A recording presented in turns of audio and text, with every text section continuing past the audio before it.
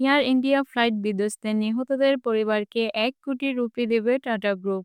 ভারতের গুজরাট রাজ্যের আহমেদাবাদের এয়ার ইন্ডিয়ার একটি যাত্রীবাহী উড়োজাহাজ বিধ্বস্ত হয়েছে। দুর্ঘটনায় নিহত প্রত্যেকের পরিবারকে ১ কোটি রুপি করে আর্থিক সহায়তা দেওয়ার ঘোষণা দিয়েছে টাটা গ্রুপ। এ তথ্য জানান টাটা গ্রুপের চেয়ারম্যান এন চন্দ্রশেখরন। এই দুর্ঘটনায় আহতদের চিকিৎসার সম্পূর্ণ ব্যয় বহন করবে টাটা গ্রুপ।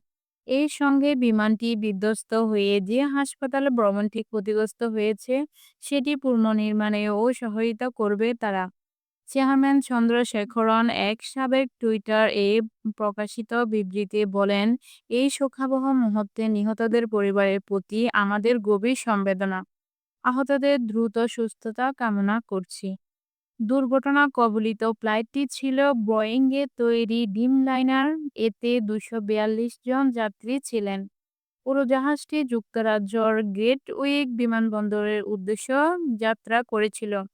তবে উড্ডয়নের পরপরই আহমেদাবাদের একটি আবাসিক এলাকার কাছে একটি হাসপাতালের উপর বিধ্বস্ত হয়।